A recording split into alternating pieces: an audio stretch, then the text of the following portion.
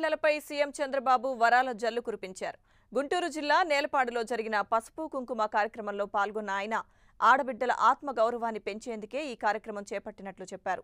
ఒక్కో మహిళకు 10,000 రూపాయల నగదు ఇస్తున్నట్లు చంద్రబాబు ప్రకటించారు. 3 విడతలుగా 10,000ను చెక్కుల రూపంలో అందజేస్తామన్నారు. మొత్తం 3 నెలల్లో 9,400 కోట్లు అందజేస్తామన్నారు. ఇక ఏప్రిల్లోపు మహిళలు డబ్బులు డ్రా చేసుకునేలా పసుపు కుంకుమ పథకాన్ని అమలు చేస్తామన్నారు. మహిళల ఆరోగ్యంపై త్వరలో హెల్త్ కార్డులు కూడా రూపొందిస్తామని వెల్లడించారు.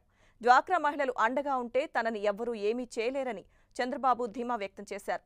అసాధ్యాన్ని సుసాధ్యం చేసే శక్తి డ్వాక్రా సంఘాలకే ఉందని, డ్వాక్రా సంఘాలు తన మానస పుత్రిక అని చంద్రబాబు వ్యాఖ్యానించారు.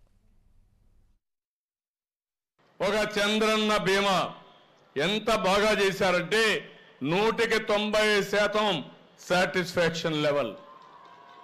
ఇది అసాధ్యమైన పని. మామూలుగా చనిపోయినప్పుడు దిగులు పడతారు. ఒక భరోసా ఇచ్చారు, అండగా నిలబడ్డారు, చేయూతనిచ్చారు. ఎట్లా ముందుకు పోవాలో చెప్పే విధానంలో వాళ్ళకు కూడా ఒక నమ్మకం వచ్చి ముందుకు పోయే పరిస్థితికి వచ్చారు. ఈరోజు నా నమ్మకం ఒకటి, నేను ప్రభుత్వంలో ఏమైనా పని చేయాలంటే ఆ పని చేయడానికి ఎవరికి ఎక్కువ సమర్థత ఉందంటే నేరుగా ఆలోచించేది మా డాక్రా చెల్లెమ్మల్ని, మెప్మా చెల్లెమ్మల్ని అని చెప్పి కూడా నేను మీకు తెలియజేస్తున్నా. మీకోసం పనిచేసే సెల్ఫ్ ఎంప్లాయీస్ ఉన్నారు.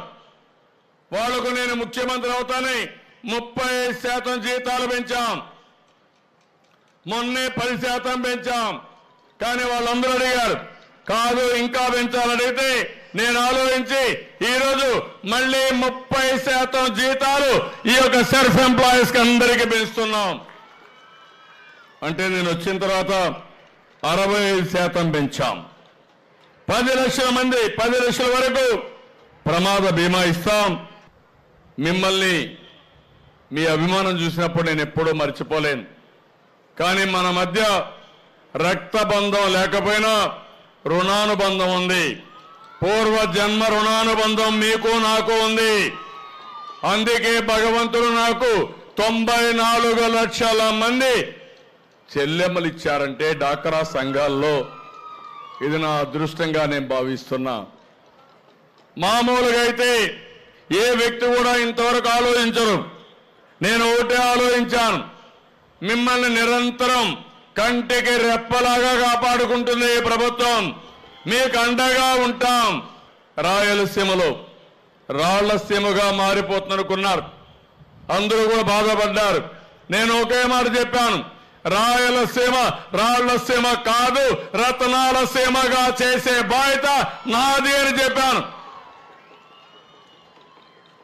4 సంవత్సరాలు వర్షాలు పడలేదు, కష్టపడ్డాం. ఎక్కడికక్కడ వర్షపు నీరుని భూగర్భ జలాలుగా మార్చాం. ఇంకో పక్క నదుల అనుసంధానం చేశాం. ఇంకో పక్క ప్రాజెక్టులన్నీ పూర్తి చేశాం. ఈ రోజు 4 జిల్లాలు రాయలసీమలో హంద్రి, నీవా, గాలేరు నగిరి ద్వారా నీళ్లు ఇస్తున్నాం. ఇది ఒక చరిత్ర. నిన్ననే చిత్తూరుకు నీళ్లు వచ్చాయి. రాబోయే రోజుల్లో రాళ్లసీమని రతనాల సీమగా తయారు చేసి దేశానికే కాదు ప్రపంచానికి ఆదర్శంగా తయారు చేస్తాం.